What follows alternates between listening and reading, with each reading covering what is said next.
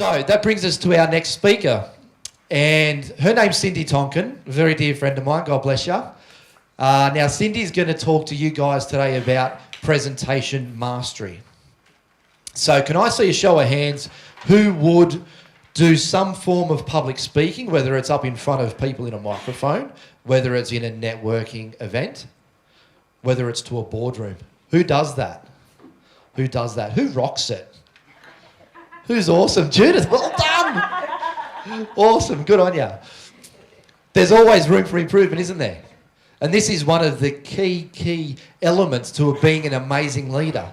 And after lunch, we've got the amazing Ralph Ananya, who's going to come up about pitching yourself as the expert.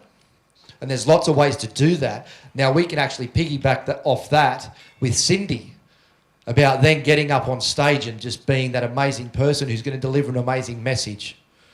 All right, so could you please be upstanding? Actually, put your hands together for the amazing Cindy Tonkin. She's recently been nominated for the Illawarra Business Women's Awards for 2013. So he means Telstra. Telstra, what did I say? Illawarra. Illawarra. But, you know, let's face it, Illawarra's the only one that counts, right? Correct. That's pretty much it. How many of you actually watched yourself on video? And sometimes you kind of go, oh, I didn't know I was that good. And sometimes you go, oh, my God, did I say that? Did I not realise that dress would look like that? I did a whole heap of video about 3 weeks ago wearing a black dress standing against a black screen. I disappeared. Like all you could see was my face. It was like a mime thing. I want to give you a bit of context in terms of who I am and where I've been. I hate this part. This whole self-promotional part from the platform, really, I find it embarrassing. So I apologise if I seem uncomfortable. It's not because I can't do this. It's because self-promotion is hard for me. How many of you feel that way occasionally? You know, you kind of go, but surely they can see just from who I am that I'm worth listening to. But apparently not. Apparently it's not all written in my face. So I've got a few slides, and if and when I turn on the technology, fortunately, I know how to use it. Either it's broken or I'm just designed to push it. This is me, Cindy Tonkin, office politics expert is what I call myself now. Thank you. Expertise, really important to identify.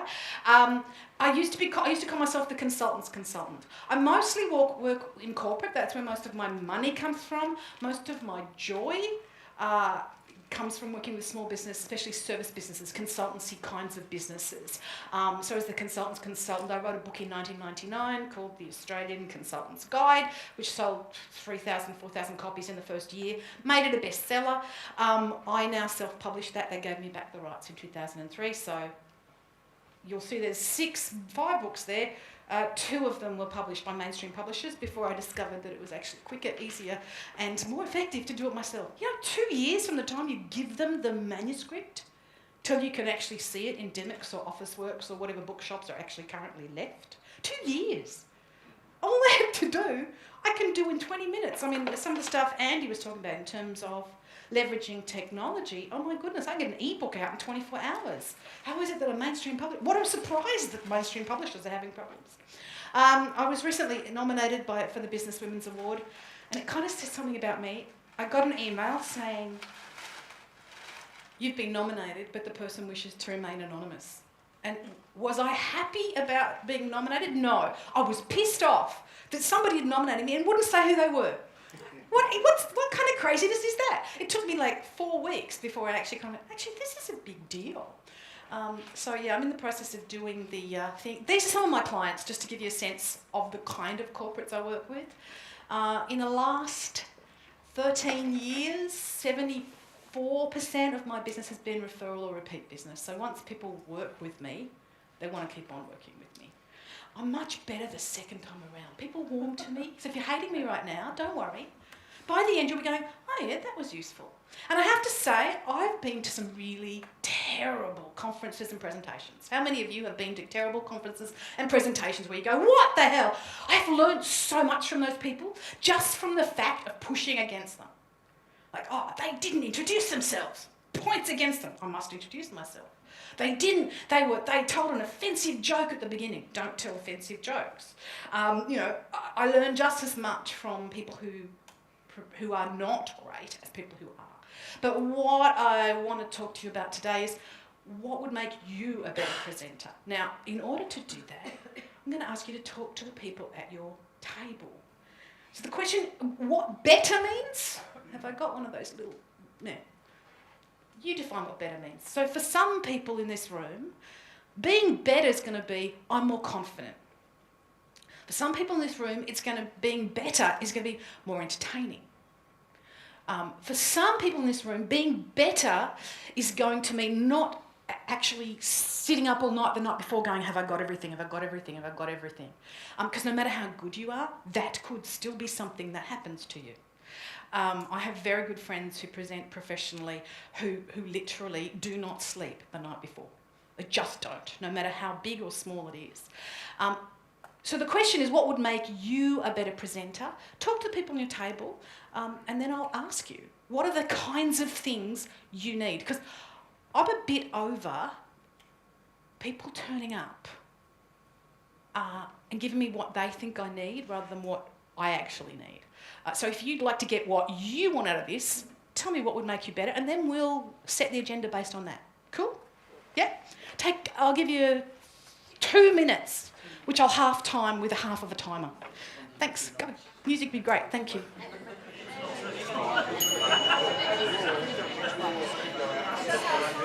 These are my...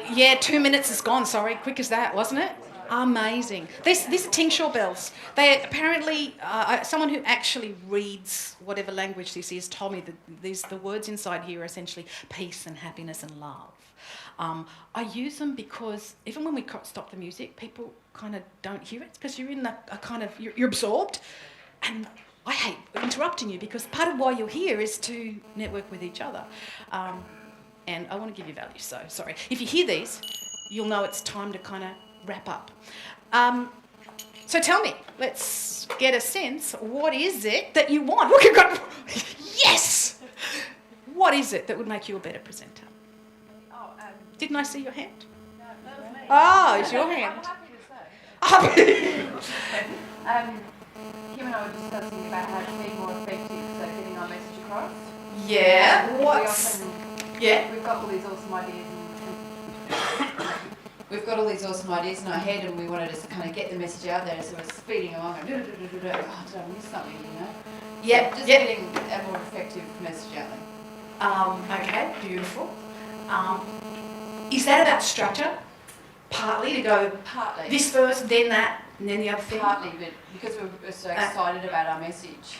Yeah. Did we miss something? Sometimes I get this thing where you kind of go, doesn't everybody get how important this is? Why do I have to explain it? Children are important. Business is important. Loving what you do is important. How can I have to explain this stuff? Yeah. Okay, good. Exactly. We'll see what we can give you. Next door, because you were so quick to put your hand up, and I... Yeah, I'm piggybacking on that a little bit. When you're really passionate about what you're doing and you've got so much content, I seem to want to give as much value as I can. Yeah. And the last couple of feedback forms we've had when we've done workshops is that we've got too much content done too quickly. Oh. But I have a bit of a gap there for me because I'm wanting to give them everything I've got. I seem to fail to do the pregnant pauses. I just want to say, I want to give you more, I want to give you more, I want to give you more. And they're like, no, it's done too much and it's too quick. I'm like, oh. So you're a professional trainer, or you just do courses as a side thing to what you do? No, it's part of what I do, yeah. Excellent, excellent. So it's part of your job description. Yes. Excellent, wonderful. Too much too quickly. I know it's hard, isn't it? And when You you're can only really have 4 hours. And when you're really passionate about it as well. Yeah, I've never had the problem of being too passionate about something. I'm so dry.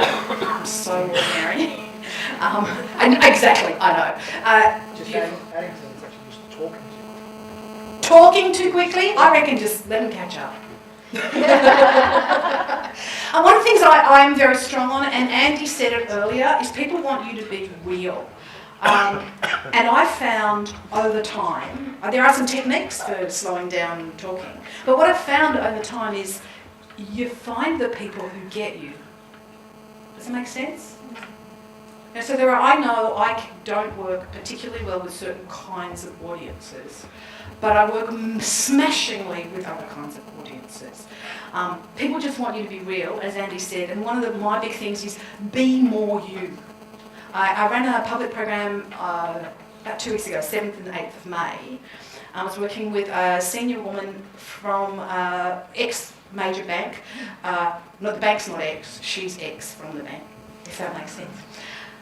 And she had this light bulb moment where she realised that the reason she had been not as good as she could be as a presenter was because she was trying to be someone else. She was trying to be garrulous and extroverted and excited and gestures all over the place, and she wasn't comfortable doing that because she's one of those. In another life, I would have reckoned she'd have been a nun or a monk.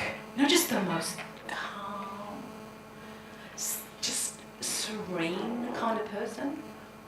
And she's trying to be, and of course it's not working, it's not congruent, it doesn't work for her. So yeah, absolutely. I don't try to talk slow anymore, but there are some techniques. Do you want to know what the technique is? Here's number one piece of value. If you want to talk slower, drop the tone of your voice. So get the pitch down. If you speak low, you have to speak slow. And if you speak high, you find that your voice accelerates. Just do a quick demo on yourselves. Try and speak slowly but high and see how hard it is. And then try and speak fast but very, very deep. Take a moment. I'm going to give you a minute. You don't have to talk to anybody else. You just have to say, and the words you can say is, what would make me be a better presenter? That'll do. That's all we need to say. Watch how, by dropping your tone, it actually affects your breathing and your voice speed. Cool? 1 minute, go. Yeah.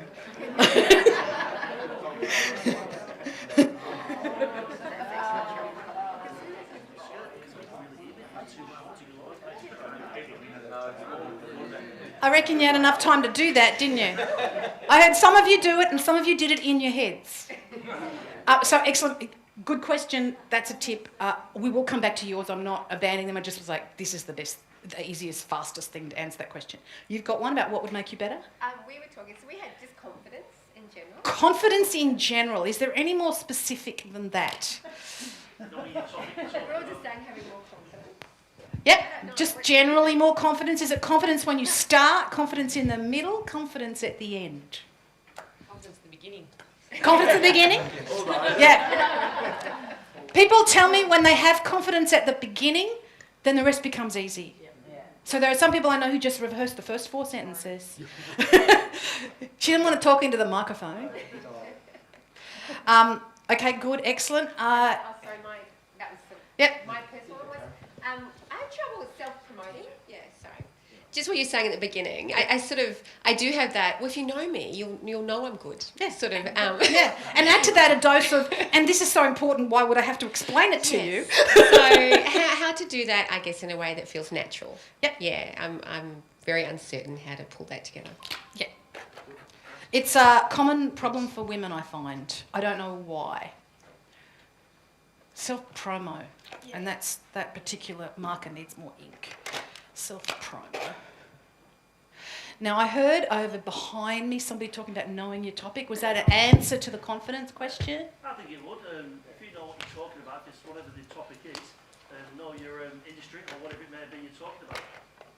So you're presenting whatever it may be, you've got to know what you're talking about. That would be a rational answer, wouldn't it? You would seem, since you know about it, you figure that if you know about it, then you wouldn't be undermining in confidence. Unfortunately, how many of you know their topic? Just give me a sense. If you had to speak about the stuff you do every day, how many could know that they could, get together 10 points, yeah? How many of you would feel very happy standing up and talking about that? Just look at the difference in the number of hands. It's kind of weird, isn't it? You think you should, but it's not like that. Yeah, if you know you're a car mechanic, let's say, and you're a qualified mechanic, and you're going to do a presentation on the mechanics of a car, I can't understand why you couldn't stand up and present that. If you know the industry, Do you know the brain, the levels of the brain? There's right at the very, in the middle of the brain. So if you think of a cross section, going across here like that. There's the brain, the centre of the brain. We call it the reptilian brain or the amygdala. It's the lizard brain. It's the part of you that goes fight or flight. Like that's all it does. Fight, flight and territoriality. That's it. Then there's another level, which is the limbic system, where we feel emotions, we feel fuzzy, we feel lovely, we feel warm. It's kind of the mammalian brain, they say. And it's where sound and smell go straight in. So have you ever smelled a smell and gone, oh, I remember my grandmother, or I really want some bread now. You know how real estate agents, they bake bread and they do coffee, and I went to a place a couple of weeks ago where they had a different scent burning in every room, because they're wanting your limbic system to feel at home in this thing. Then there's the final layer, the cerebral cortex, the grey matter, the smart brain, the rational brain, which is what you and I are agreeing totally should be in charge when you're standing on the platform. But what happens is we have all these things that kick us back down to the lizard brain, which is really, I just don't want to be here. So the lizard brain kicks in if you hold your breath, for example. I'm not going to ask you to do it now. I'm going to ask you to breathe deeply. Because I used to do it like, just hold your breath and see how you feel. And then for the next 5 minutes, people would be going, I don't know, I just don't feel good. So please breathe deeply. But if you do find, and I watch people, I'm an improviser. I stand on stage and make, I'll ask permission. I stand on stage and I make shit up. A bit like I'm doing now. With a base of knowledge, but we make stuff up. We make up entire plays. And I watch people who are brand new improvisers, and they're standing up there and going, oh my God, and they're actually holding their breath. And then, to make matters worse, they have a little voice in their head going, oh, what the have I got myself into? How did I think I was going to do this? And then they get the other voice, which you probably know very well, Chris, saying, but you should be good at this. Why the hell are you annoyed? Well, you know your stuff. What the hell? So basically, they're just nagging themselves and they're making themselves feel shit, and they're not breathing. So then it doesn't matter how well they know the mechanics. Yeah, well, so what you're saying there, though, I'm a builder. Yeah. I can talk about construction and soccer all night, because I'm qualified in them, right? Now, if I stood there and did a presentation on construction and soccer, I'm not going to bullshit. I'll have to mix them up because I know what I'm talking about. Oh, please let me be clear, not bullshit. Yeah, so I've spent a week preparing for today. I couldn't stand up and mix them up and not know it was right. I couldn't do that. No. Because someone might come back to me from a builder who knows his stuff. Mm. If I know he's in the room as a good builder, I give a bit of wrong information here, he's going to jump all over me. Yeah. So, and I've done that speaking. I think about that. I think, shit, get it right, because there's people in this room who are professional, more experienced than me, and some come back. Yeah. So I've never, ever... So how many of you have the same feeling that Chris has, that, you know, you've got to get this right? The people in your rooms that you're speaking to, the boards you're speaking to, your customers, your colleagues, the people at business networks, the people in your organisation. How many of you have that same sense of, I've got to get this right because I can't just make this up? Yeah? Absolutely, yeah. There's a consequence to that too. Is there a consequence to that? What's the consequence? You've got to know what your audience, who your audience is. Because You've got to know who your audience is. if you're dealing, like you said, as a builder, but you're trying to teach builders, you've got to know your stuff. But if you're talking to home handyman, you don't have to know the intricate stuff. You just got to know what they need to see from you. I did a job, a series of coaching sessions with an exceptionally senior man at Pfizer drugs, you know, Pfizer. They make pretty much all the pharmaceuticals you probably consume right now. They make Physine, they make Zoloft, they make, what's the drug for the boys? Viagra, thank you. I was going to say Voltaren, but it's not Voltaren. So Pfizer, they're a major multinational. This guy had been working for them for like 25 years and had been constantly promoted up the ladder and given more and more responsibility. So he had something like 300 people reporting to him. He got so stressed out when he got to the front of the room because he had to go and speak at things, you know, head of, I can't remember what, HR and public relations and something else and something else and something else. He had exactly that thought in his mind. I have to know everything. Now, how can you know everything when there's 300 people and 200 people work for you and you trust them and you're like Andy, you've delegated? You can't know everything. And frankly, I know that I don't know everything. But what I do know is where to find it. And what he knew was how to find it. One of the things that I believe makes the difference between the presenters who stand up here and love it and the presenters who really go, geez, it's going to be hard, is the expectations we put on ourselves. So yeah, if you're talking to people you know already, that home handyman, they're probably not going to ask you an exceptionally complex question. That can let you off the hook. But what the challenge is letting yourself off the hook enough to be able to go at one point, you know what, that's an excellent question and I don't know the answer right now. Give me your email address, I'll let you know. You have to let yourself off the... Are you already doing it, see? You know the secret. So what would make you a better presenter, Chris? I was in front of a heap of builders last night in Sydney, trying to recruit builders to come on board with us. And I'm talking to builders who are just like me, I'm thinking, I've got to be prepared here. And a couple of questions came to me which were a bit tricky. I said, you know what, I'll come back to you, give me your details. And see, you already know. So you don't need anything? You don't have an answer to this question? It was under pressure because there was people waiting to see me. I was on my own as well, and my partner wasn't with me. So we were queuing up and like, God, these people come from everywhere. But it went good, we got through it. It was fine, but I said, meant to put your details in there, I'll definitely give you a call and come back to you on that one. Excellent. So what's the answer to this question? I know what you're doing. So what would make you a better presenter would be to know what you're doing? I just think personally be organised, make some notes beforehand. Yeah. Have a look at what you're going to say. So that's advice for someone else. What do you need?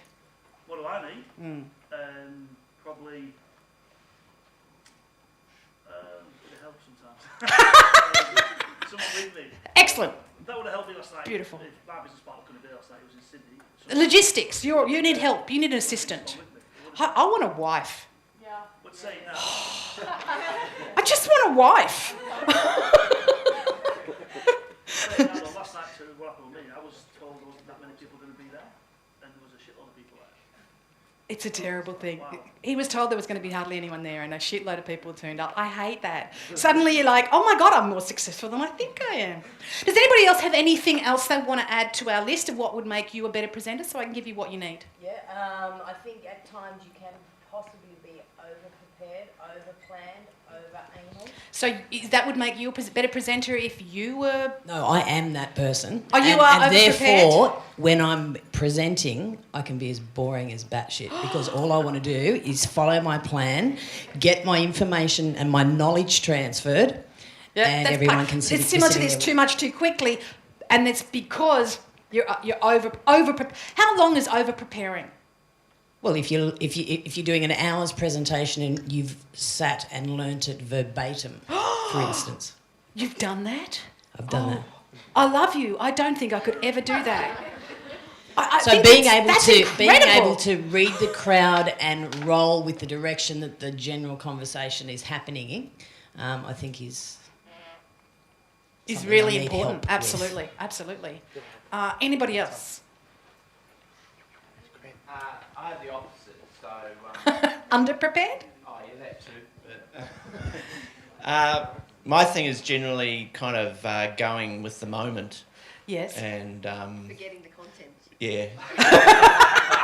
Forgetting the content and you don't remember it, or forgetting the content Oh, in no, this, no, oh, damn, I'll throw that out the window and what I'm going to do is No, this. just going with the moment, caught up in the moment, you know, and the other stuff becomes... You probably tell great stories, don't you? fantastic stories. Yeah, and at the end, people go, why did he tell that story? I know, it was great, I laughed, but why did he tell that story? People have a good time. Okay, so it's kind of getting off track? Yeah. Yeah, okay. Anybody else? Now, some of these won't speak to you. Yeah. You were just scratching your head. Good, Derek. It's all right. I won't put you on the spot. Yep. What is a good speaker? So, sort of saying... That's an excellent question. Why don't we take a minute and just define what a good speaker is for you guys? So I'm going to ask you two questions. What makes a good speaker and what makes a bad speaker? Discuss, and then I'll ask you to answer it. Cool? Yeah. Good speaker, bad speaker. 2 minutes. Go.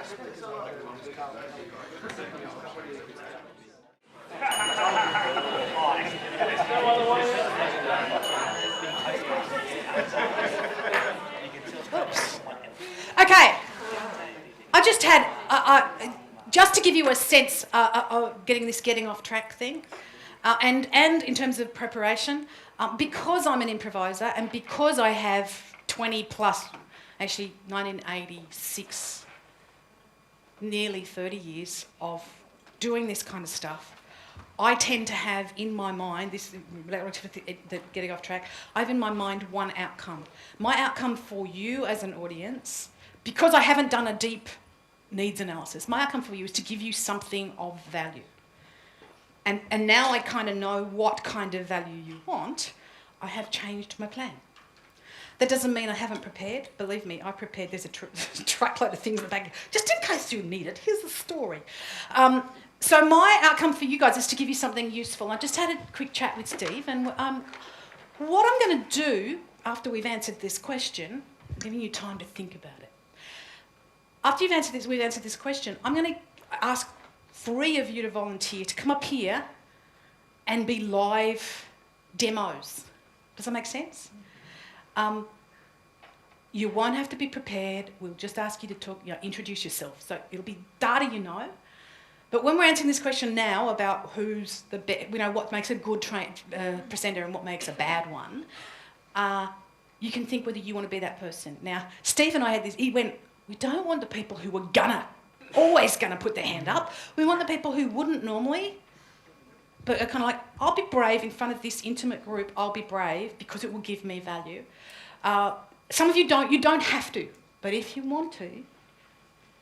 And maybe you should. And if you think it would make a difference, if it would give a breakthrough to your business, but not right now. I'm going to give you 3 or 4 minutes to think about it because some of you will take a second to warm up to the idea. We will be gentle and we will look at what is it that makes you a good presenter. So it's not going to be, you're just ugly. We're not going to do that. Have you seen the Hillary Clinton quote about if you talk about people about why they're ugly, we just think you're an idiot? That's not what it's about. It's about whether you believe in the stuff. And Hillary Clinton has a lovely quote on Facebook that's going around at the moment. But first, while you're thinking about it, and some of you have already decided that they will be coming up. I'd love to have 50 people say yes. There's only 30 in the room, so I'll select them. If nobody volunteers, then Steve's gonna be gently tough loving you. But okay, so talk to me first about what makes a good presenter, because this information will then be able to be fed to these people. You're a good presenter because you're doing this thing we mentioned. What makes a good presenter? Connected to their audience. Okay. How do you know people are connected to their audience? You feel that you're on the journey, you're invested with what they're saying. Ah, so as an audience member, you can feel that connection. No? Yeah, as an audience member, you might be up for that connection. Sorry, as a presenter, you can feel that connection too. There is some kind of energetic thing, isn't there? Excellent. Yes. And the audience feels that. Yes. Okay, good. Connected to your audience. What else? But also flowing on from that, being able to manage the audience successfully, because some people come with their own agenda. Oh yes.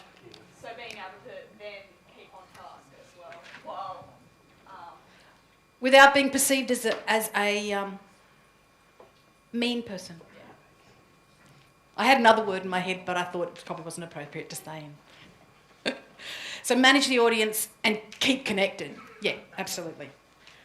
What else? What else makes a good one? I bet you've got so many more about what makes a bad one, haven't you? The human mind is really weird. Ask people what worked, they go, I don't know, but I did really badly at this. You go, really? Knowing the context. So Knowing which is the point that Chris was making earlier, absolutely. so it's just about the facts, or whether it's about inspiring or... So it doesn't have to be facts. Sometimes it can be. Here's 27 stories that tell you the lifetime of a man who recovered from adversity and a woman who helped him get there. I think you've also got to, if you're giving a speech, you've got to be able to talk to all the audience, not just Yes. one side or the middle. You've got to look at Yep. everyone. Yep. Or talk as if you're talking to everybody. Yeah, you kind of want everybody in the audience to feel like you were actually personally talking to them. Yeah. Some people can do that just amazingly. What else? What makes a good presenter? A strong voice. What's a strong voice, David? Yeah, it's a bit hard to explain, but yeah, Is it? It's not one like this? You wouldn't want someone to give you a presentation like this? There's plenty of people out there doing presentations like this. they're probably selling something we don't want to buy. Okay, a strong voice. Yeah. So there's something, but there is certainly something. You're saying strong. Other people might say different words, but essentially the voice, the tonal quality, can be very important. Projection. Yeah. An authority in the voice, absolutely. Passion in the voice. Oh, passion. About what they're talking about. Yeah, they got to care, don't they? If they don't care, why would you care? Anything else? Confidence. They're confident? Yeah, that's right. The audience, whether the audience is confident or not, we will find out. Okay? Anything else? Knowledgeable. They've got to know their topic. Yep. All right. In the selling environment, they need to make sure that they're using the closing tools and making the sale and the presentation. Closing tools. If you read Dan Pink's new book, To Sell is Human, he says actually closing's so old-fashioned. It's more about relationships and stuff. It's worth a read. It's only short. He does things like follow a fuller brush man around. Do you know fuller brushes in America? They used to go door to door and sell brooms and dusters and that kind of stuff. There are 2 left in the US, and Dan Pink actually follows one round for a week in San Francisco, I think. And it's really interesting because it's a real traditional sales with the closing and that sort of stuff. And this guy's been in this business for 45 years. And Dan Pink's base stuff is like, yeah, closing's important, but relationships more important. It's an interesting thing. But yeah, if they're selling if they've got a script and they're not following it, sorry, baby. Yeah, cool. What about bad presenters? We've all seen one. Not this morning. Hopefully, not this morning. No. And away in the past somewhere, you would have remembered, burned into your memory banks, a bad speaker. Death by PowerPoint. Death by PowerPoint. Tell me about it. Yep. Too much info. Yep. Hang on. Death by PowerPoint. Too much info. That's a very good point. Yeah. It's kind of fun to talk like that. Too much jargon. Yep. Without explaining. It's not a problem that they use jargon, but there needs to be kind of a common understanding here, which is back to the connection with the audience. Somebody had something else I saw it. Sorry, what was that? Sorry, what was that? Absolutely. Where they don't listen. I got a personal one, which is I've got a script and I'm going to deliver it, and I have no idea whether you actually want to hear this. That's one of my bugbears. You still get useful information out of that, but it annoys me. No interaction. No interaction. Yep. Oh. It's the opposite of everyone has full interaction with the audience. Thank you. Anything else? Too technical, absolutely, which lines up with the jargon thing.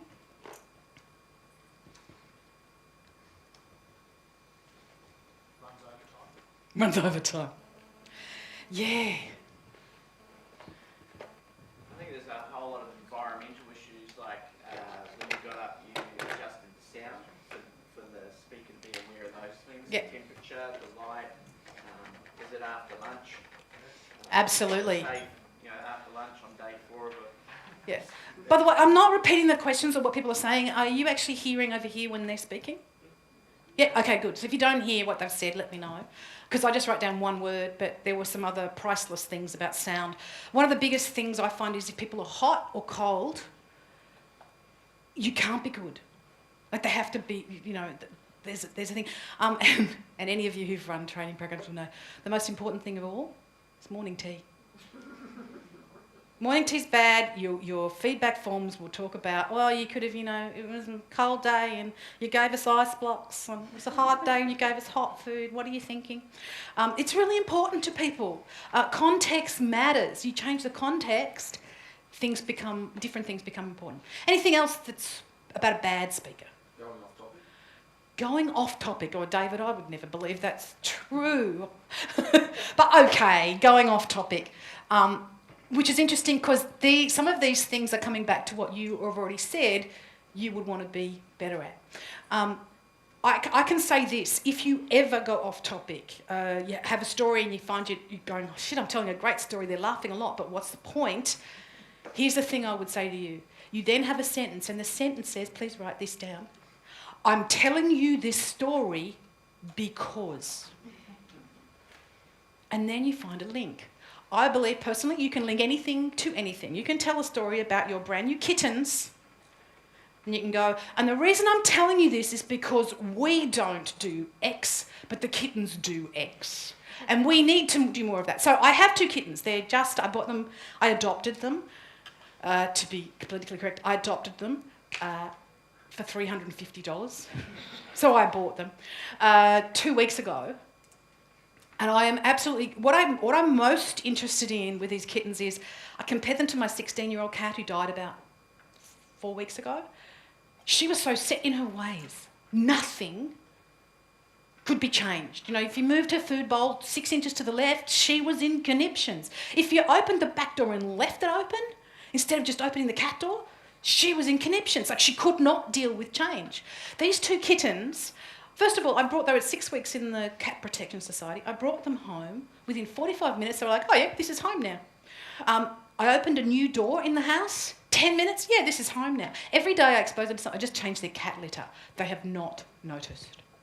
I've just changed the food they've had. They're just adapting to change all the time. Now, the reason I'm telling you this story is because we, in this room, are change agents. The fact that you're even here in this room right now, hearing the buzz of the projector and thinking about what makes a good presenter, the reason you're here is because you know that change happens. But a lot of people are like my 16-year-old cat, Phoebe. I want change nothing. And change is hard. So the reason I'm telling you the kitten story is because we all need to appreciate that even if it's easy for us, other people take time to adapt to change. And the more change you expose them to, the more likely they are to be changed. So my kittens are getting change every single day. The first time that took them 45 minutes, the second time it took them 10, the third time they were fine with it. It's going to be like that in your organisations. It's going to be like that with your presentations. That we're going to say, why don't you try this? And you're going to go, well, that's really hard. I don't like it. But once you've introduced that change, and then another change, and another change, and another type change. So you can see you can go off topic as long as at some point you go, so the reason this is relevant to you is that's your magic formula. Okay, you got it written down? You get there. Yeah, absolutely. Yeah.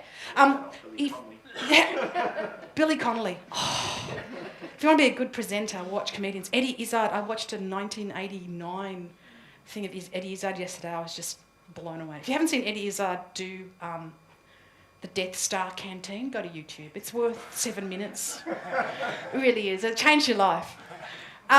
Okay, so going off topic and not explaining why they're off topic, just because they're being self-indulgent, I've got a platform, I'm going to go off topic, not good.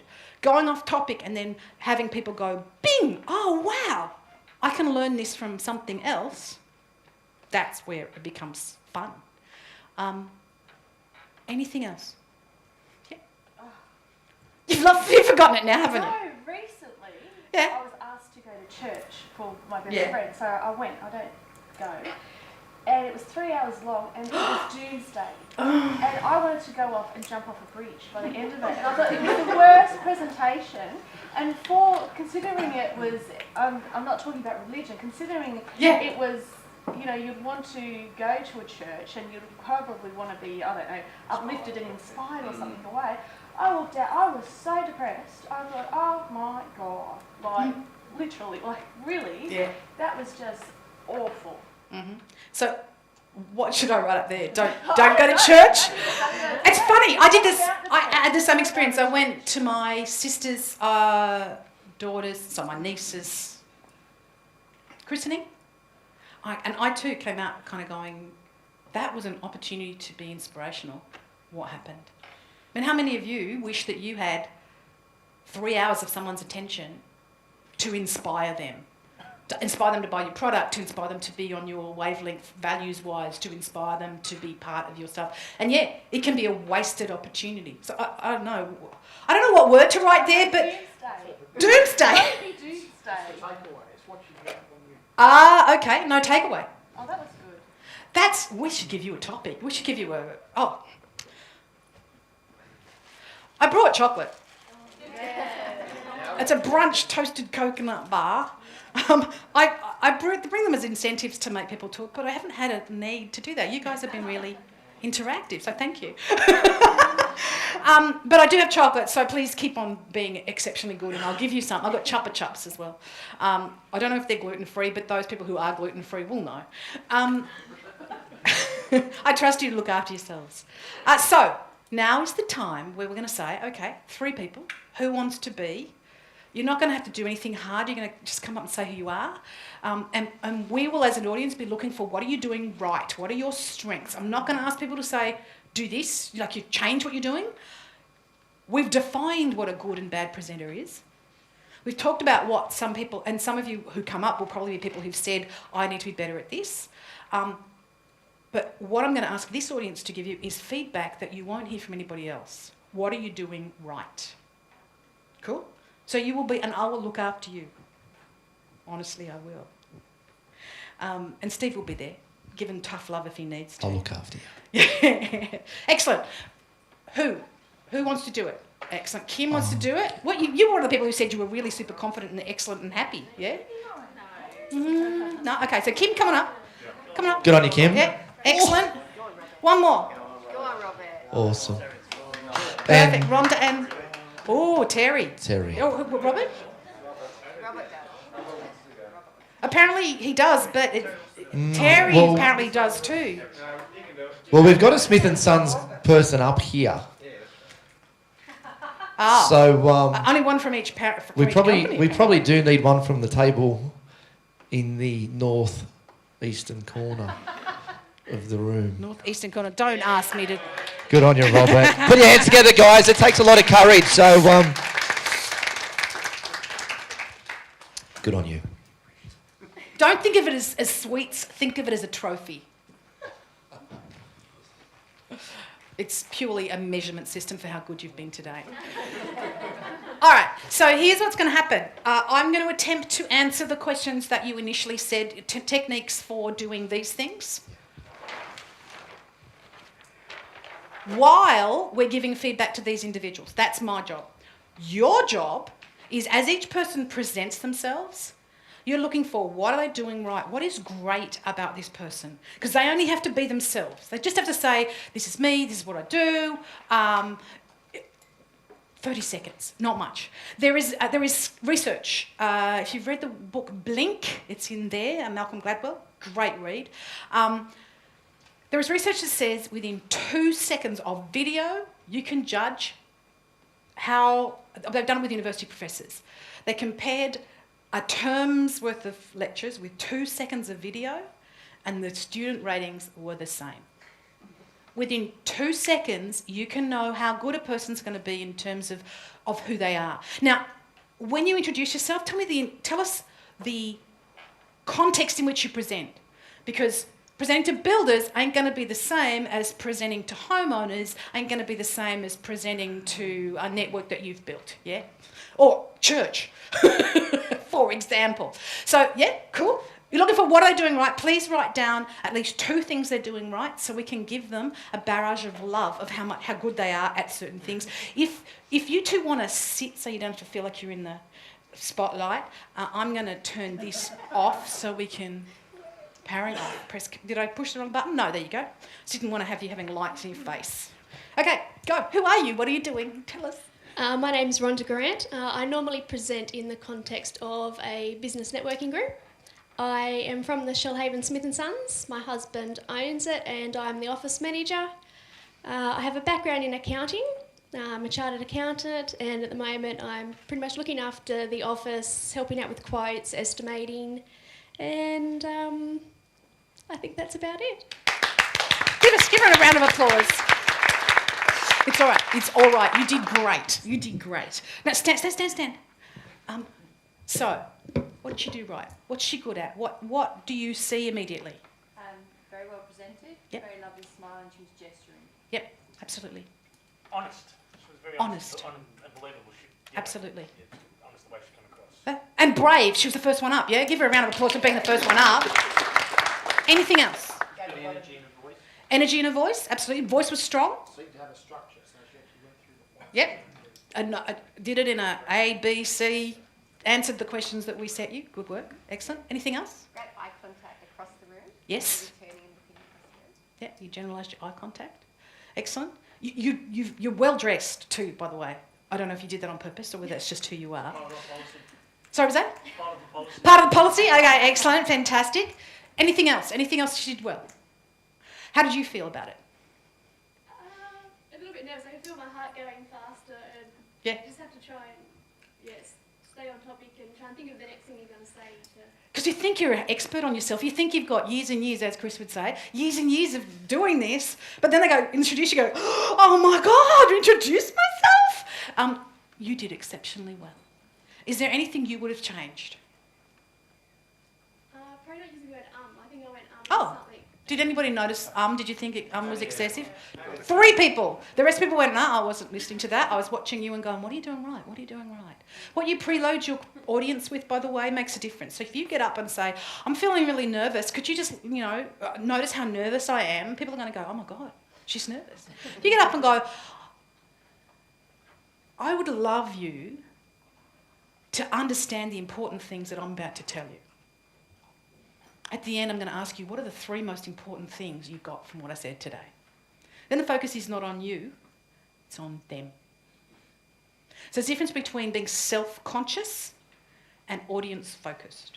So some of the stuff we talked about that was bad presenters, there's a list much longer than that, by the way, and one of the things that constantly happens with my clients is the people who get nervous the most, who go, oh my God, my voice was wobbly, and I don't know what to say, my mind's a blank, and blah, blah, blah, blah.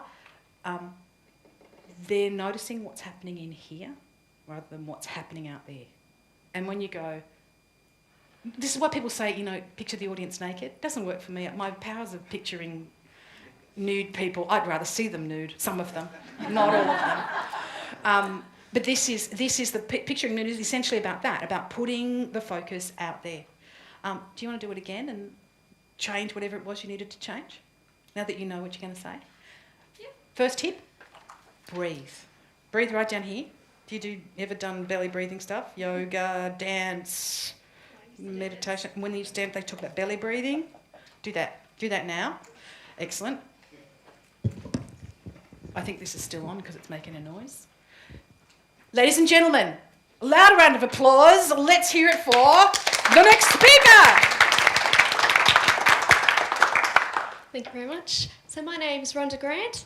In the context I normally speak in, it's at business networking groups. So I normally have an audience full of people just like yourselves, interested in what I'm about to say. I'm from the Shoalhaven Smith & Sons office. Down there I'm the office manager. I work with my husband David. I've got a background in accounting, so I'm quite analytical and...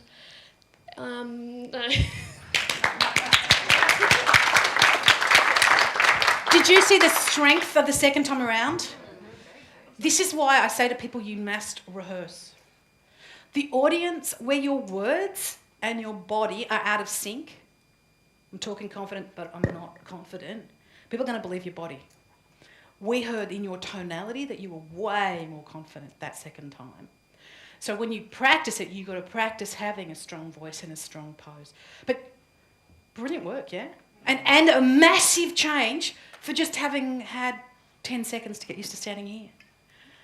One of the things I always do is I go, come check. I came here last night and just checked out the room to know how big it is, to know how many tables there are, that kind of stuff. If you can do that before you speak, do it. Just makes you know that it's going to be home when you get up there. Thank you very much. Excellent work. Kim, you want to go second? Excellent. Well, what we're looking for is, what is she doing well? Yep. And she knows she's protected. This is a group that looks after her. Hello everyone, I'd just like to introduce myself. My name is Kim Bray. I am the Manager of Strategic Planning at Kiama Council. Sounds very dry, but it is actually very interesting. What I do is I look after the higher order planning for the whole of the Kiama area. I have to look after how much commercial land there is, how I deal with agricultural land and residential areas. Excellent. What did Kim do right? She's very fluent. Very fluent? Sweeping again from one side of the room to Yeah, the other. yep, excellent. Certainly gave eye contact. Confident, very strong. Yes, absolutely. You've done this before, Kim. You speak at groups like this. I speak at a lot of groups. I speak at residents, so it could be community members, and I Yeah. have to pitch it to them. I speak in front of council and to councillors, Yeah. state government. And the takeaway from this, if you're going to do it, practice it. Yeah? Kim can be this confident because she knows what she has to say. She has to say, I'm a manager of this and I do that, and it sounds this, but it is actually that. She's done it 50 times. What a surprise that she doesn't feel... There was no hint of nervousness. Were you in any way nervous? Vaguely, it's a different, I guess. Vaguely. There's a saying that you can turn those butterflies to get them to to fly in formation. If you're not nervous, you're not caring. You've got to be a little bit nervous because the adrenaline starts to pump. Anything else that Kim did right? Very methodical, very clear, absolutely, yes. Structure, yes. Anything else? Lovely smile. Lovely smile. And she gestured. Having one of these is really hard. I'm not going to put it to my mouth because it'll probably just cause the mesh thing to go bad. But having one of these, if you can get away from one of these and have one of these, do it. That means for women, wear pants or a belt, a dress with a belt, because you have to put this on your back. You can stuff it in the back of your pantyhose if you're wearing pantyhose. But you have to remember to wear pantyhose. So be aware that speaking requires a special wardrobe. I don't think we even need to get Kim to do it again because she was... Do you want to do it again? No. Excellent. At lunch, you can just ask her to introduce herself to you. Yeah? How's that? Excellent. Thank you very much. You can do this. Good morning, everyone. My name's Robert Felino Gullo, and I work for a company called Hayco Engineering. It's part of the WG Group. We're a local manufacturing firm. We're celebrating 50 years this year. I don't really have to present to anyone. It's my first time, but I would think I'd be talking to a workshop full of guys about the current work situation in the area, which is not that good. So, yeah, that's about all I can say, and think. Okay, what did he do right? Given this was his absolute first time, that was pretty amazing for the first time. Natural and relaxed. Natural and relaxed, absolutely. Were you nervous? Very nervous. Very nervous? Well, take it from this audience, you didn't look like you were nervous. If you'd actually had preparation time, oh my God. Move over, Andy Smith. It's the same haircut. Yeah, that's what it is. That's it, yeah. What else was he doing right? I thought, you were confident right through it and everything like that, but I really noticed when you got to the end and you got to reflect back on it, you got very self-critical again. Yes, yeah. Like I could see you just crawl back into that cave that you come out of at Yeah. the start. Sort of. So at the beginning, you kind of knew what you were going to say, and then you got to the, I hope they stop it now. Yeah. And the good thing is when you're prepared, this will be even easier. But the one thing I'd say was your hammer's behind your back. You need to feel, you need to be probably a bit more relaxed with your hands in front of you. When you put your hand behind your back, your shoulders shrugged in a little bit. Yeah. You could see you were withdrawing under yourself. Check this out for me. Let me just put this down. I'm going to get all of you to do this. Can you just all stand up for a second? I'm going to ask you to do this. Put your two hands out in front of you. That's easy, yeah? Push them further than is a bit comfortable. Don't break yourself, look after yourself. Now I'm going to ask you to push your chin forward. And if you could just lean a little bit. Now, say as well as you possibly can while staying in this position, say, I am supremely confident. I am supremely confident. Do you believe it? We don't believe it either. Now put yourself in a position where you could say, I am supremely confident, and feel it. Notice both feet are on the ground. This is not supremely confident. This is flirtatious, but it's not supremely confident. Both feet on the ground. Here's a tip that one of my clients taught me that I have used over and over with presentation people. Imagine there is a light going out of your head right up to heaven. So it pulls your head up, yeah? That same light is going down through your spine, through your pelvis, down through the floor to the centre of the earth. So you are 100% anchored in the middle of the universe. Now, send a jet out. I hope you're doing it. Yes, you're doing it. Good boy. Send a jet to the corner of the room, the four corners of the room. This is just that's that same light through you, down, out to the four corners of the room. Now, this gives you confidence in this room. If you want to feel supremely confident, throw that jet to Fiji, to Antarctica. I don't know what way I'm pointing, but you know. Throw it to Newcastle and maybe Dubbo.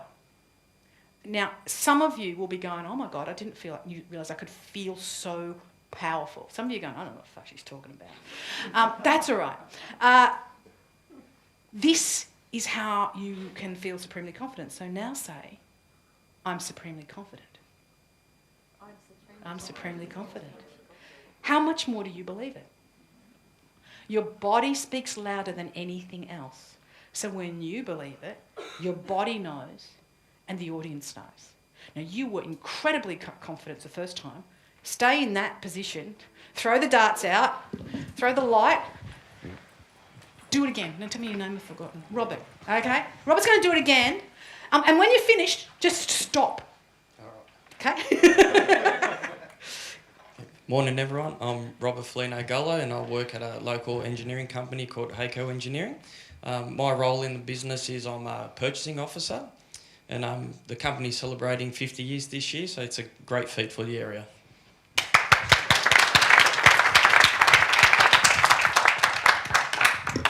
Good, huh? How'd you feel by just stopping? I was like, oh good, he's finished. I know to clap now. It's great. Because when you stop, the audience goes, oh, now I know how to clap. And if they don't clap, you can always go, that's a cue for you to clap. They laugh, and then they usually clap. Yeah? Good work. Congratulations. Excellent. For a first time, that was pretty good, huh? I'm going to give this over this way because I don't know how to turn it off. Excellent. We have. You guys were awesome too. Yeah. Good on you. But thank you very much for being brave enough to get up, by the way. Can I just have a round of applause for that? Actually, Cindy, is it okay if we give out a couple of little awards? Oh, my heavens, for being yes. so brave? Absolutely. Because some books, some Dale Beaumont books. these are the Millionaire Coach books. We love Dale Beaumont. We sure do. Good on you, Rhonda. Well done, guys. They'll be an excellent read. Which one is it? Millionaire Secrets? Millionaire Coach. Excellent. There'll be some fantastic stories there. Dale interviewed people who were amazing and put them in the book. Millionaire Mindset. He's got a whole series of them. I've got 20 or so left, I think. Yeah? I just want to make sure. All right. In the next 20 minutes, I'm going to make sure we've answered all of these questions. But are there any questions you want to ask or observation 15 minutes that you want to ask or do before I zip through these and check that we've answered them? No? Good. Excellent. I'm going to bring this centre stage because I don't want to favour those people. They are very good people, but I don't want to favour them. When I first started becoming a trainer, one of my mentors told me that the first rule of training is that you had to move furniture. And let me say, I have moved so much furniture in my life. I come into a room, it's like it's not set up properly. I have to reset it. I move everything. They say they'll help you, but they always come 15 minutes after the training starts. You go, that's no use. Do it now. Okay, getting off track. We've dealt with. I talked about that. The biggest thing you want to do with getting off track is know where you're going. Because if you know where you're going, any road will get you there. If you don't know where you're going, any road will also get you there. But if you know that part of your outcome is to expose your product to this audience, then telling any story can say, the reason I'm telling this story is, if you get off track and you know where you're going, you can always come back on track. If you don't, what's the point? So you've got to have one thing. I usually have 1 to 3 things that I need to get out of any session. Often that will be because a client briefs me. In this session, we want people to feel empowered. In this session, we want people to understand the new OHS regulations. In this session, we want people to make sure that they understand why it's important for them to follow systems. You just need to go, in this session, I want people to X. Set that outcome for yourself. Then at any point, if you wander off track, Or if a question takes you down a rabbit hole, you can actually say, well, the reason I'm answering this question is. Another tip that takes people to ask, people might take you off track because they do a question. Do not approach the person and close. So let's say this wonderful table here. You've been very, very quiet. Excellent work. Let's say they ask me a question. I come over here and answer it. How do you feel? Let me just turn my body away from you. How do you guys feel? Excluded. How useful is that? We feel fabulous. That's right. Well, you're the most attractive table. I have to say, I was magnetically drawn to you. So if someone asks a question, do not walk up to them and close off the rest of the thing. This will take you off track no matter how strong you are. So if someone asks a question, you saw me with Chris, I change sides of the room because I want you to be included. And the first thing I do is, as far as I possibly can, is go, that's fantastic. Let's make sure the rest of the audience feels that's a relevant question for them. Yeah? Because then you're on track. He asked a question about, I don't know, I'm going to make something up here, Chris. He asked a question about the importance of the colour of the pyjamas you wear to bed. And I go, God, that's got nothing to do with everybody else here. So I have to think of a way that makes... Does everybody else feel that sometimes there are choices they have to make that seem irrelevant, but yet they've got to make them? Now, I'll give some examples. Maybe you've got to decide whether you should paint the walls a certain colour. You might have to decide, I don't know, make up some other things. I've got to make it that his question is about more than pyjamas. It's actually about choice. Then I can answer that question, you feel included, and I don't go back to Chris asking a question or the people at the back of the room asking a question until I've answered that and drawn it back to my outcomes. That's why you have to do OH&S. Does that answer your question? Yeah? I've seen people use hopefully that answers your question. I think don't put any doubt in there. If you can ask it, does that answer a question? Or if you think it hasn't, because you can see them squirming in their chair going, well, this is not about pyjamas, and I wanted to ask a question about pyjamas, then you can say, I'm not sure I've answered your question, and I'd be very happy to talk to you at the break about that. So you've got to be so clear on what you're doing, but at the same time, because we talked about the importance of making the audience feel like they were part of it and having rapport. You can't, I've seen arsehole presenters. They kind of work. Sometimes people go, oh, thank God you were an arsehole because that guy was driving me insane. But mostly, I like to be nice. Effective in getting your message across. This comes back to outcome again. I like to say at the beginning, my outcome is to let you do this, help you do this, give you information about that. And I will often use framing is a really important thing. You put a frame at the beginning. My outcome is to get you this. So then at the end you can say, so tell them what you're going to tell them and then come back again. If they're not on board with that outcome, sometimes when I've done long trainings, I've actually said to people, if this isn't what you want, please feel free to leave, I won't be offended. And if you feel it's too much to walk out in the middle of the thing, we'll have a break in 5 minutes where we'll talk about something. Feel free to leave the room at that time and come back in an hour and a half. Because I've been doing it for way too long now to be irrelevant to people. And I know people's time is very valid. And valid and valuable. So yes, effective in getting your message across, you've got to know what your message is, and you've actually got to say, I've got lots of stuff I can give you, more that I can give you about this, email me, etc. I have a thing there, I'll tell you in a second. Being over-prepared, stop it, just stop it. If you know your outcome, you've got to at some point go, this is all the time I have.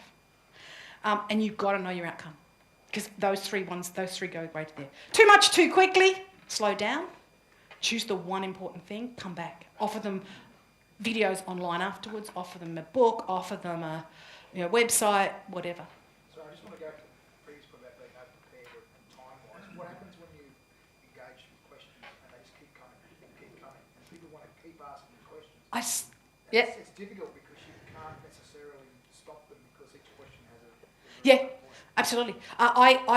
I would usually, I'm just going to make something up here. So what if people keep on asking you questions and it just keeps going on and on? I would think of 3 different things. One of them is to actually go, I'm sorry, I've been getting the wind-up signal. I've got 10 minutes to go and I've got 10 minutes worth of stuff. Please come and see me at the break. Here's my email address. Here's my phone number. Here's my website. Please visit it. This is clearly more important than the time we have to do this, and I want to answer your questions. That's me because I don't have a problem with people calling or emailing me saying, give me help. I do when they buy my book for $60 and they're like, I want 3 hours free of your time. I go, no, thank you very much. But you're my clients now. So you call me and go, I just can't get over this. But if it's you and you can't give your time for free, then consider making some resources to give them on to let them access online. The videos that Andy was talking about, for example. Yeah, I've got a 5-minute video about that. Go look at it online. I'm not going to waste everybody's time looking at that. There's a thing about pyjamas on my site, pajamassecrets.com. Go visit that, you know. And the other thing is there is a kind of a traffic cop thing where you can go, your question, you know, so you actually let people know by traffic cop, and it feels like I'm just asking you a question, but I'm actually telling David just not to ask another question. It depends how you want to serve your customers and public too. I basically over-service. It's my problem. If there's something on here that doesn't make any sense to you, I'm giving you my email address in a few seconds. Voice speed we talked about. Drop your tone. Sorry, your pitch. Speak deep. Speak slow. I didn't see that in the 3 people we had up here. Didn't see that. No problems with speed at all. Confident at the beginning. Rehearse it. Rehearse in front of a mirror. Rehearse in front of a video camera. You've all got a video camera on your phone now. Just have the first 4 sentences. And by the way, they don't have to be complex. Small talky beginnings. Here we all are. It's a Friday. Had all that rain last night. I hope you're all ready to bunker in because we've got some great stuff to do. That could be your opening. It doesn't have to be... It could be the same opening every time. You don't have to tell a joke and you don't have to be funny unless that's who you are. But by having a small talky thing where everybody goes, yeah, it is Friday. Yes, we are all in this room together. Yes, we are. If they say yes in their mind, you tell them things that they're undeniable. It's Friday. We're in this room. We had a lot of rain last night. Their head's going yes. So then the next thing you say, they want to say yes to. It's called the hypnotic sales recipe. I'll give you consultantsconsultant.com.au/articles.htm. You will find a lot more about that. But essentially, if you get 4 or 5 sentences where they say yes at the beginning, you can use those over and over. It makes you feel comfortable, makes them say yes, and you can use them generically for the rest of time. This is why people do small talk. Not because they want to talk about nothing, but by talking about nothing, we get agreement, which goes back to what we talked about before, connecting to the audience. Confidence at the beginning, rehearse, self-promotion. I'm writing a book about self-promotion right now because I'm trying to find what are ways that I can do that don't make me feel embarrassed. My biggest thing is I am watching how other people do it. So at the moment I'm modelling. I'm looking for how can people get up and say who they are and feel good about that. And every now and then I try something new. Like this morning I actually preface with, I feel uncomfortable about self-promoting. And half of you in the audience went, oh good, me too. I'm not the only person. And so that got me on side with you guys, but it also meant that I got to self-promote. I went to a guy once, Chris somebody, he said, why will you be embarrassed about that? Do you believe in what you do? Does what you do make a difference? Will it make a difference and will it mean that people will actually buy your stuff if you tell them what they do? Is it that important? Then get over it, he said. If you believe in what you're doing and it's important, then just do it. This is going to warm up any second now. Yes, brilliant. Let me get you to the right page. I have a couple of things for you. Hang on, not this one. Oh, that's my kittens. This is Kevin, he's black, and this is Jenny. They're 16 weeks old. They're on my website, so they've gone a bit wonky, but cindytonkin.com will take you to anything that I do. Political Acumen is my corporate site. Consultantsconsultant.com.au has a number of articles, as I mentioned, articles.htm at the end of that, about things like this. If there's something should be on there and you can't find it, just email me and I'll send you. Here's my email address, cindy@cindytonkin.com. And here's my gift to you. There's my phone number as well. I have a 30-day follow-up program that I use after my public program where I just send people things saying, oh, look at this video, see how they're doing this. Look at this video, see how they're doing this. So looking at different things presenters do and just using online video. If you would like me to send that to you, just send me your email. Send me an email and say I want to be on the 30-day follow-up program. I'll also send you, I'm an avid reader and I have been underlining on Kindle for the last probably 3 or 4 years, and I read a lot of books about persuasion and sales. I have 165 quotes of underlinings from books about presenting and sales. I'll send that to you. I can't sell it because it's not my work, it's just my labour of reading the book. But I found the 165 things you should read in a number of books. If you want that book, just send me an email. You're probably picking up your phone and doing it as we speak. I'm also running a program on August 15 and 16 in Sydney. If you would like to come along, here's your discount. If you go to tinyurl.com, breakthrough 31 being the 31st of May, which is when the offers expires, you get $400 off. So it's an $825 early bird, $1120 something for full thing. I'll give you $400 off, and you can bring a colleague or a staff member for free. Or a friend, I don't care, a spouse, I don't care. Basically, it's about half price, but it's really a quarter because you can bring someone else. That's my gift to you. Just write down the URL. If you can't find it, just email me, cindy@cindytonkin.com. That's pretty much all I had to say today. Thank you very much for your attention. Thank you for being vulnerable enough to stand up and expose yourself to this group. Thank you for just basically caring about stuff, about being here and about making a difference in business. As Steve said, the landscape is changing and we need to actually be prepared to shape that landscape, but it's people like you that do that. So thank you. See you next time. Awesome. Wow. Thank you very much, Cindy. Don't go anywhere. Don't go anywhere. Oh, questions, sorry. Yeah, we're going to spend some time together. How good was that? Did we get a few little gems out of there about, I guess, the importance of being a wonderful presenter, but also a few little techniques that you can use, whether it be, we've got some guys here, Grant and Karen from 4N Networking, which is one of the biggest networking companies in Australia, 4N. And when you go to 4N, it's all about standing up for 40 seconds and giving a pitch. That 40 seconds can make or break what happens after that. So hopefully there's a little few techniques in here that we've used. And to the 3 guys that got up, well done, congratulations. It's this room's about stepping out of your comfort zone. So congratulations for stepping up. If we do it again, we'll get everybody to do it and then give you little reports cards. Maybe next time. I'll bring more books. So just write one. I'll write one. I'll do that. So questions, guys, while Cindy's here. Yes, Mike.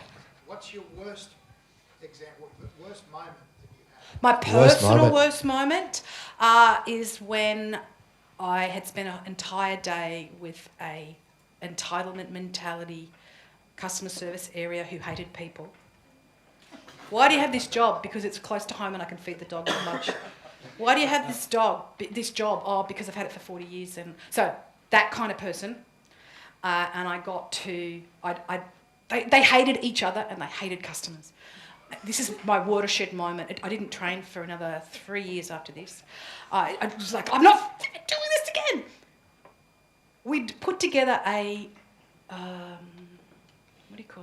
code of conduct. Stuff like, if the photocopier is empty, I will recharge it or tell someone I won't just go home. You know, that really basic, how do we want to work together stuff. And I said, great, and to hold you to this, I'm going to ask you to sign the whiteboard and I'll take a photo. Don't you think this is just getting people to commit to doing the stuff that they'd said they wanted to commit to, right? You'd think this was simple, right? One guy put his hand up and went, if I'm signing something, is this the contract? Shouldn't I have the union here? I lost it. So that was my worst moment, my absolute worst moment. I swore at them and then they said they were going to take me to... Some of the members of the audience said that they would take me to sexual harassment because I said... They said, that's a horrible word. And I went, do you know what that word means? It's like one of the most fun things in the universe. It's really exciting. You can guess what word it is. Oh, I can't. I think it's what you and your wife have a little baby and you did this Drinking. It's a verb Drinking. and a, yeah, that's right. Drinking in Fiji. Yeah. And you got married. You got married. Oh, we got married? Yes. Yes. Yeah. It's a married thing. Only married people do. Oh, that's lovely. Excellent. Does that answer your was question, my Mike? worst That was moment. Absolutely. And I have replayed that 100 times in my head. Me and my wife. What I should have done, you know, the should have dones, the staircase moments where you go, I wish I'd done this. What I should have done was say, I have friends. I have a friend, his name's Bob. And if Bob had heard that, he would have said, you're a fucking idiot. Wake up to yourself. Yeah. Now, I would never say that. But Bob's got a point. The landscape is changing. Now, if I'd done that, I would have been safe. But because I just... You know when your values are offended and there's like a volcano with a tiger in it and the volcano goes and then the tiger jumps out and eats everybody? You can't have any control over that. But if I'd just done, Bob would go. I'd say to myself, put that one in your list. Write that down. Take Bob up on stage. Excellent question, thank you. Excellent, Grant. It kind of leads on this question. So when you do blow it, how do you deal with that for yourself? In that particular thing, they actually asked me to stop training. So I didn't have a chance to. But then they were like, but we still want you to do the happy sheets afterwards. And we still want you to do the aftercare. I'm like, what? I don't understand. But how do I, when I've done that, if I've done it, wherever you've done it, so let's say I did it here and I went, oh, no, and I swore, and I realised that you were offended by that, I would stand off that space, get as far away from that space as possible, and then I would be saying, that was inappropriate. What I just did then and what I said then was totally inappropriate. I apologise if any of you were offended, and I'm pleased. I would be very happy to talk to you about why it happened. It wasn't appropriate for me to do that, and I apologise. And then I would keep going. But I would stay away from that tainted spot. Yeah? So it's a recovery thing because essentially that spot then becomes the issue. And Steve just walked on it. Walked over it. Yeah, that's right, exactly. So, yes, absolutely. Fantastic. Any more questions? Last one for Cindy. Yes, Emma? Your best moment? My best moment. Apart from this one. Apart from today, which is very hard to beat, I ran a 18-day program over a year, and it was about 16 days in. It was 9 o'clock at night, and we were talking to people about accessing that stuff I talked to you about, the whole being supremely confident. And I felt like I wasn't actually presenting, that I was just surfing the wave of energy in the room, that it was happening and people were doing it, but I wasn't controlling that. A number of years ago, I went to see a guy called Harrison Owen, who's a Canadian trainer. He designed something called Open Space. Open Space is a way of running conferences where essentially it's mostly coffee breaks. Because what he found was he spent a whole year designing a conference, and at the end people go, oh, the coffee breaks were great. So he said, all right, and open space is a wonderful technique where essentially people come together and go, what do you want to speak about? And then we go, let's go speak about it. Let's come back. What do you want to speak about now? And he talks about that essentially anybody who believes they control a training room or a presenting room or any room at all, they're kidding themselves. You guys are a system. We are a system. We saw it after break. You guys were busy. You were doing stuff. You were talking to each other. And Steve's going, I just think we should, well, it's not going to happen. I'm just going to have to wait. Because the room manages itself. And that night, where I felt like I was surfing the energy, was clearly everything I'd done to that moment prepared me to that moment. And it's the same for you. Every time you get up at a networking event and speak, every time you stand up, your entire history is at your disposal. So it wasn't that I wasn't prepared, I was over-prepared. But what I had to let go of was what I needed and just allow the audience to get it there. Because it was the most spectacular 2 hours of my life. And I didn't have much to do with it, personally, consciously. But boy, I enjoyed it. So yeah, thank you. You're in the zone. Yeah, that's it. It's the zone. All right. Good on you. Guys, want to put your hands together again for Cindy, please. Thank you.